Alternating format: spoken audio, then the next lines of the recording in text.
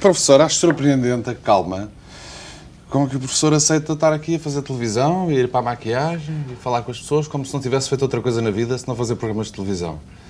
Como é que se tem essa segurança, essa calma, essa paz? Pode não haver calma nem segurança.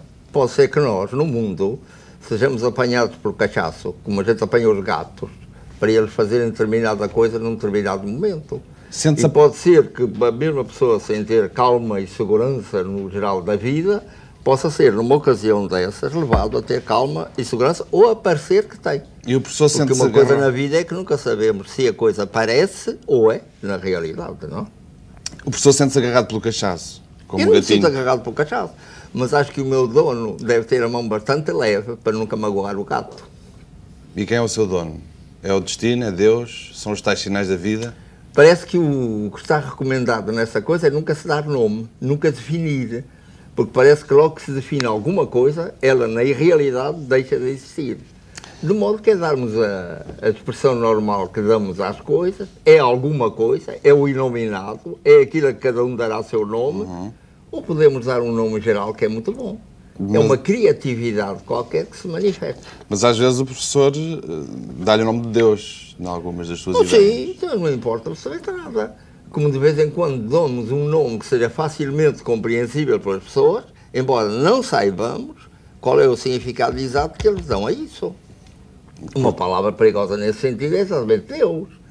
Deus ou é o divino, a realidade do que supomos a existir do divino para além de tudo quanto é físico, ou para determinadas pessoas, é aquilo que lhes garante a eles, se portarem bem, uma boa existência na vida.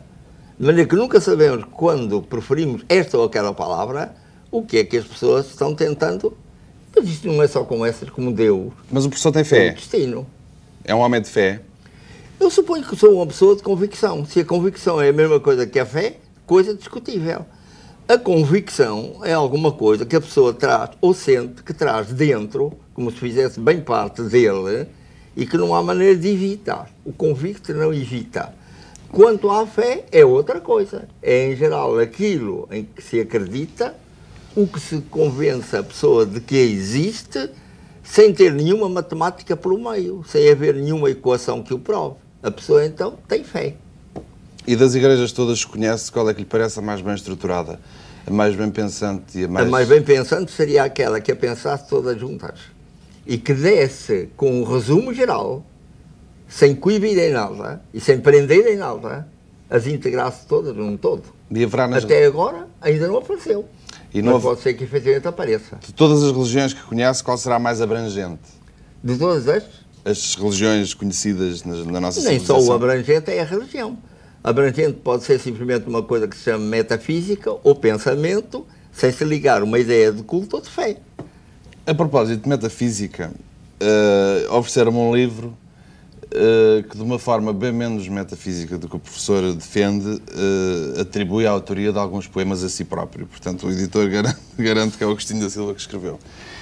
E a propósito também de gatos, porque eu também tenho gatos e acho um animal surpreendente, eu fui rebuscar, não vou ser nada original, com a Alice Cruz já fiz isto, já fui buscar poesias suas, mas fui rebuscar algumas poesias, algumas delas engraçadíssimas e desconcertantes de tão singelas.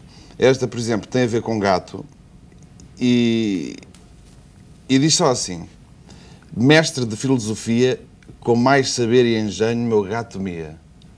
O que é que isto quer dizer? Quer dizer que o gato é um animal que está naturalmente na vida, se cumpre gato, e dá imediatamente a mim, se o contemplo, a ideia fundamental que parece ser. Vê lá tu, que não é de gato, mas uma coisa diferente, vê lá tu se te cumpres. Então, a filosofia fundamental do gato parece ser para toda a gente o de se cumprir. Não é o de cumprir só, porque essa, por exemplo, é a filosofia do militar. É de cumprir-se. Não se trata, portanto, de alguma coisa imposta de fora, mas daquilo que veio com a pessoa, que é a própria pessoa, e em que ela se trata fundamentalmente de se cumprir. O professor tem um carinho grande pelos seus gatos, não é? E um respeito por eles Ou enquanto eles por animais. mim, ainda não percebi bem qual é a relação exata. Mas dá ao animal, neste caso irracional, uma grande importância. Tem algum respeito por eles, apesar de tudo, não é? Pelos animais? Pelos animais. Claro, Irracionais. não é o respeito, é o gosto. É que são uma grande coisa na vida. Quais são as principais diferenças entre os animais racionais e irracionais? O professor acha que nós somos a continuação de uns gatos com um bocadinho mais de inteligência, de cérebro e cerebelo? Querido amigo, ninguém sabe. É evidente que pelo lado exterior, por aquilo que é possível averiguar em vértebras ou patas, temos que ver com os lémures de Madagascar, por exemplo, e alguns bem pequenos e que parecem bem desinteressantes. Depois as coisas se foram desenvolvendo por aí e nem há certeza hoje de que o Darwin tenha razão, que tenha havido evolução das espécies animais. O que pode suceder é que tenha havido várias criações sucessivas sobrepondo-se no tempo. Quando olhamos um filme de cinema, podemos ter duas hipóteses, que foi o homem que estava com um braço em certa posição na fotografia A e que na fotografia B apareceu com outra posição. Mas, na realidade, o que houve duas criações diferentes, a fotografia 1 e a fotografia 2. Pode ser que aquilo que o Darwin supôs, que era a passagem de um animal a outro animal, fosse a criação de um animal novo, extremamente semelhante ao outro, e que podia ser tomado por homens como o Darwin como tido uma evolução. Essa coisa é muito complicada. Pois é, e nós acha que saímos de uma linha de fabricação um bocado mais sofisticada que os outros animais? Só por causa disso? E há uma coisa mais importante ainda do que isso, é que nós somos dos últimos animais que apareceram na Terra. A Terra já estava bem constituída, com os seus terciários, os seus quaternários e essas coisas geológicas todas, e de repente aparecemos nós. E desde que nós aparecemos, já há várias espécies de gente, de homens, que se podem classificar pelos restos que deixaram. Não, para não falarmos noutros mais antigos, vamos falar no homem neandertal. Parece que, pela análise da caveira do homem neandertal, é possível supor que ele já tivesse algum pensamento metafísico. Depois o homem neandertal desapareceu, aparecemos nós, com outra espécie de pensamento científico, mais umas técnicas que usamos para ir construindo a vida, mas como somos os últimos, não podemos ter nenhuma ideia do que pode ser homem no futuro, como aqueles que ainda andavam a quatro patas e já, segundo parece, raciocinavam, eram capazes de já ter alguma geometria elementar, hein? Desapareceram também. Eles, que ideia podiam ter do futuro de um homem de quatro patas? Que outros homens com quatro patas se portariam desta ou daquela maneira? Amanhã podemos, em lugar de braços, aparecer gente com asas. Era ótimo, eu adorava. Não sei se era ótimo ou se não atrapalhava as companhias de aviação. Se a gente não voasse muito alto, era capaz de não haver problema. Atrapalhávamos era meu uns aos amigo, outros, não é? A obrigação do homem é voar alto, mas sem nunca perder a linha de terra. Temos que ter as duas coisas ao mesmo tempo.